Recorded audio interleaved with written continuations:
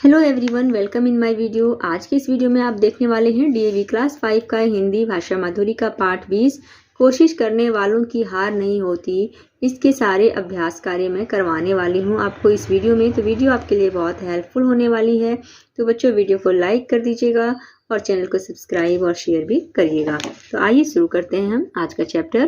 प्रश्न 1, कैसा व्यक्ति कभी हार नहीं सकता? उत्तर, कोशिश करने वाला व्यक्ति कभी हार नहीं सकता।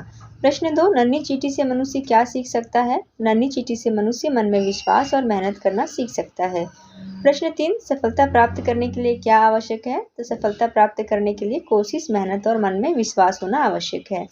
प्रश्न 4, गोताखोर कब सफल होता है? तो गोताखोर बार बार कोशिश करने के बाद सफल होता है। नंबर 5 है, कविता की पंक्तियां पूरी कीजिए। डुबकियां सिंधु में गोताखोर लगाता है, जा जाकर खाली हाथ लौट आता है। मिलते ना सहज ही मोती गहरे पानी में, बढ़ता दूना उत्साह इसी हैरानी में। फिर है बातचीत के लिए, चींटी से हम क्या सीख पाते हैं सोचकर बताइए। तो चींटी से हम परिश्रम करना सीख पाते हैं। नन्ही सी चींटी भी इतनी मेहनत क्यों करती होगी? तो नन्ही सी चींटी भी इतनी मेहनत अपना खाना इकट्ठा करने के लिए करती होगी। क्या मनुष्य असफल होकर ही सीख सकता है? तो कैसे? तो हाँ, मनुष्य असफल होकर ही सीख सकता है, क्योंकि जब हम असफल होते हैं तो असफलता के कारण का पता लगाकर उसे दूर करने का प्रयास करते हैं। मोती गहरे पानी में ही मिलता है। इस पंक्ति के माध्यम से क्या कहने की कोशिश की गई है? तो इस पंक्ति के माध्यम से कहने की कोशिश की गई है कि मनुष्य को सफलता लगातार कठिन परिश्रम करने से ही मिलती है। नेक्स्ट हमारा है आपकी कल्पना। यदि आप मकड़ी होते तो अपने लिए घर कैसे बनाते? तो जाला बनाकर बनाते।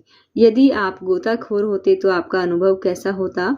तो अनुभव हमारा ऐसा होता कि डुबकी लगाने पर, असफल होने पर पुनः प्रयास करते रहना, ये हमारा अनुभव होता।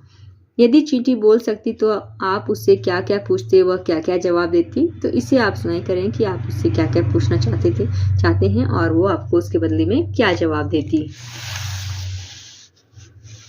अब है हमारा भाषा की बात। समान अर्थ वाले शब्दों का मिलान कीजिए। कोशिश, जिसका अर्थ होगा प्रयास। नौका, नाव। मोती, माणिक। रगों का नसों होगा। अब ध्यान पूर्वक पढ़िए स्व और ये ठ। कविता में ऐसे शब्द छांट कर लिखिए जहां स्व और ठ संयुक्त व्यंजनों का प्रयोग हुआ है, जैसे स्वीकार और मुट्ठी। अब यहाँ पे आपको चार शब्द लिखने हैं, संज्ञा के, सर्वनाम के, क्रिया के और विशेषण के। तो 4 संज्ञा शब्द देखिए हो गया नौका, चींटी, दाना, मोती। और सर्वनाम शब्द 4 हो गए उसकी, तुम, कुछ, इसी। क्रिया के शब्द हो गए चलती, भरता, अखरता, लगाता। विशेषण हो गया नन्ही, गहरे, खाली और बार। अब है जीवन मूल्य। कविता में कहा गया है कि असफलताओं को चुनौती की तरह स्वीकार करना चाहिए। इससे क्या लाभ होगा? तो इससे हम कार्य में जल्दी सफल होते हैं। आप अपनी किस सफलता को चुनौती की तरह स्वीकार करेंगे, असफलता को? तो इसे आप स्वयं लिखें और ऐसा करने से आपको क्या लाभ होगा, ये भी आप स्वयं लिखें। तो असफलता को जब चुनौती के रूप में हम स्वीकार करेंगे तो फिर हम उस असफलता को दूर करके सफल हो पाएंगे, इसका यही लाभ होगा। तो ये यहाँ पर आपका ये चैप्टर कंप्लीट हो जाता है और साथ ही ये बुक भी कंप्लीट होता है। मिलते हैं अगले क्लास 6 में। तब तक के लिए आप चैनल को सब्सक्राइब कर लीजिएगा ताकि आपको क्लास 6 के जब वीडियोज़ आएँ तो उसकी अपडेट मिल जाए। Thank you for watching.